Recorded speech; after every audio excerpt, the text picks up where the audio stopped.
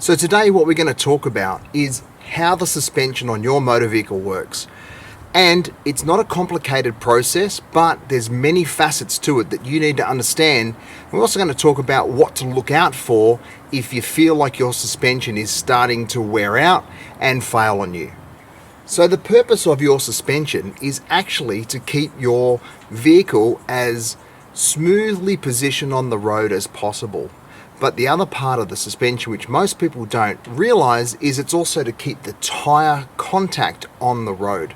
So if your suspension is not doing its job, your tire doesn't get contact on the road, and therefore what happens is you lose grip. And if you lose grip, that's obviously where things are going to go wrong, particularly in wet weather. Now there's many parts of the suspension. There's the spring, there's the shock absorber itself, and you've got things like sway bars. Then you've got other components like control arms, things like that, which all go towards making up the whole suspension package. Now the spring is designed to carry the load of your vehicle, so the weight and also what you're going to put in it. So if you have a heavy vehicle, it has a heavier spring, for example. If your spring is worn out, what you'll notice is that the vehicle will ride lower and you won't be able to put as much weight in it. So it'll actually sag a bit like a worn out shoe. You know, it's not going to hold you up anymore. And it's very simple to check your springs. You can just measure the ride height, for example. You can look at the vehicle's balance when it's sitting there, and you can tell if it's drooping or it's not. Generally it takes a long time for a spring to sag and wear out, but it's something you do need to look out for. With four-wheel drive vehicles, it's very important that you match the spring with the weight you're going to carry. If you're going to tow a caravan or a trailer or something like that on the back, you need to account for the tow ball weight that you're going to have applied to the back of the vehicle, as well as all the other things you might carry. Eskies, fridges, camping gear, that sort of stuff, if that's what you're going to do. Or if it's a work vehicle, toolboxes, equipment, and those sorts of things. So that's very important we get the weight that you're going to carry right when you're looking at upgrading the suspension in a four-wheel drive vehicle. One of the most critical areas of suspension is your shock absorbers though. Now the shock absorber is designed to take the shock out of what happens when the wheel hits a bump. Without shock absorbers, your vehicle would just keep bouncing because the spring just keeps wanting to push back and the vehicle keeps wanting to come down. So the shock absorber actually takes the bounce out as well, and it keeps that tire again onto the road and the vehicle stops bouncing along the road as it goes. The shock absorber is very important. You don't realize how hard they work. If you go on long trips and you are going over a lot of rough road, you will find your shock absorber will get very hot. And it's if you're doing a lot of camping and traveling like that, you may find that the shock absorber won't work as well after it's been driven for some time. And that's just simply the overheating of the shock absorber. You can upgrade and put shock absorbers with external canisters and things like that in it, which help. Just to show you how effective shock absorbers are, I'm actually going to go ahead and disconnect this shock absorber and show you what happens to the vehicle without shock absorbers connected. So it's a bit of an eye-opener, and hopefully we'll get the result we're after, and you'll be able to see what effect not having a shock absorber connected will have on your vehicle. Okay, so those shock absorbers are now disconnected. Watch what happens when I bounce the vehicle. Just keeps bouncing. See that? So bounce the vehicle. That's what would happen if you didn't have shock absorbers. That's also what happens when your shock absorbers are worn out as well.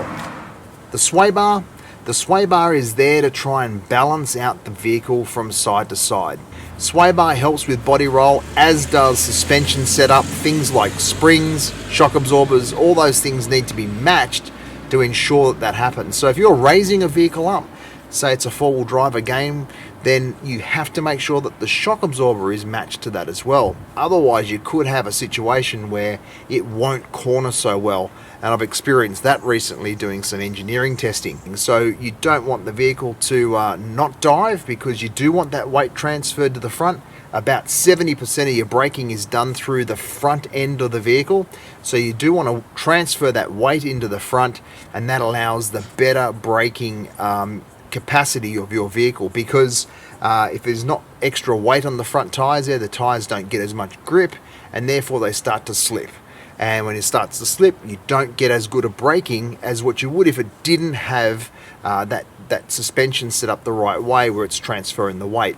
So for instance, if you jump on the brakes and get that dive, and you get all that transfer happening into the front, and you just step off the brake pedal, suddenly what happens is the spring releases and it jumps back up. Again, shock absorbers are there designed to not allow that to happen too fast.